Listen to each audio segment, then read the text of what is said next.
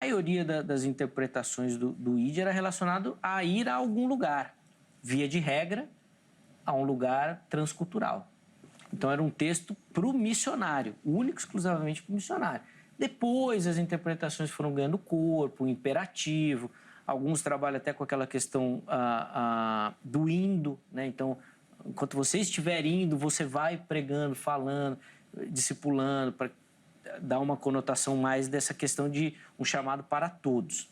Mas foi um outro aspecto que, pelo que eu estou entendendo aqui, pode ter atrapalhado essa compreensão também. O que ocorre é Lucas? É o Lucas que escreveu sobre essa divisão? Isso. Correto? Que comentou foi o Lucas. O que ocorre? Graças a Deus, como eu conheço um pouco esse caminho do Evangelho desde 98, e estudar teologia esfriava o crente, era coisa do inimigo. Mas graças a Deus as coisas evoluíram. E as línguas hebraico e grego chegaram até nós.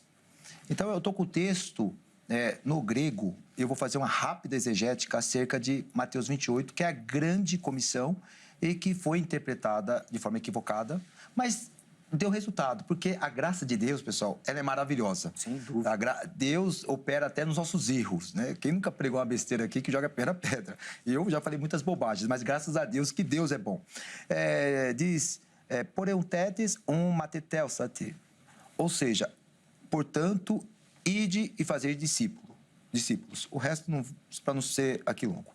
O que é interessante? A palavra matetelsati, ela é o único verbo imperativo desta tradução em português. Portanto, vão e façam discípulos de todas as nações, batizando em nome do Pai, do Filho e do Espírito Santo, ensinando-as a obedecer a tudo o que eu lhes ordenei. Eu estarei sempre com vocês até o fim dos tempos, fecha aspas. Então, o que é interessante? Vão, ide, não é um verbo. No grego, é um particípio circunstancial. Em outras palavras, esse particípio não tem força alguma na estrutura gramatical. O que tem força é fazer discípulos. Vou dar um exemplo. Minha esposa diz assim para mim: Ró, vai até a farmácia. Aí eu chego até a farmácia.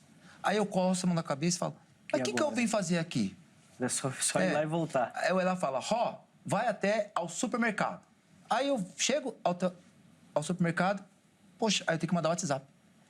Então, perceba que a força é discipular, a força é ensinar. Inclusive, dentro dessa estrutura, está por duas vezes, façam discípulos e ensinar. Então, a ênfase aqui, senhores, é ensinar, discipular. O que é mais interessante é que de Carson, que é um grande exegeta, ele fala assim, abre aspas, a principal ênfase está na ordem façam discípulos, que no grego é um termo matetelsati. Em geral, um verbo intransitivo, mas aqui usado como transitivo. De todo jeito, ela obriga todos os discípulos de Jesus a tornar outros o que eles mesmos são, discípulos de Jesus. Bloomberg também trabalha da mesma forma. Ele afirma, a palavra fazer discípulos é a força desta oração. Fecha aspas. Estou aqui resumindo o Bloomberg.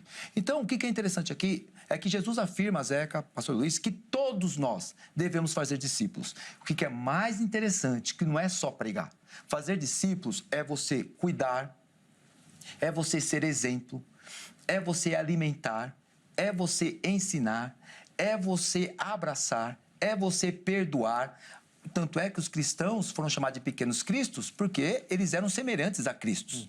Então, quando nós olhamos para o livro de Atos dos Apóstolos, olhamos para Jesus, quando fala que ele pregava com autoridade, a palavra exousia, está atrelada à personalidade de Jesus. As pessoas ficavam espantadas, porque Jesus não só pregava, mas ele viu que pregava.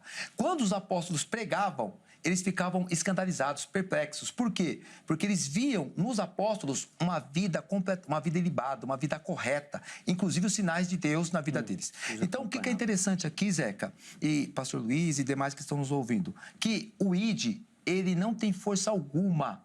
O que tem força na estrutura gramatical é fazer discípulos.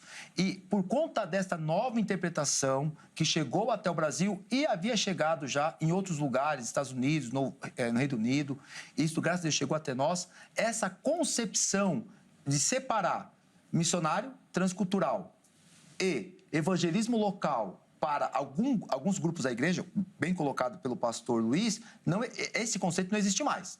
Missão é todos nós, desde o cooperador, vou colocar desta forma, Sim. até o bispo, apóstolo, o nome que seja, e inclusive a pessoa que diz assim, eu quero só orar. Todos nós estamos envolvidos na condução do discipulado.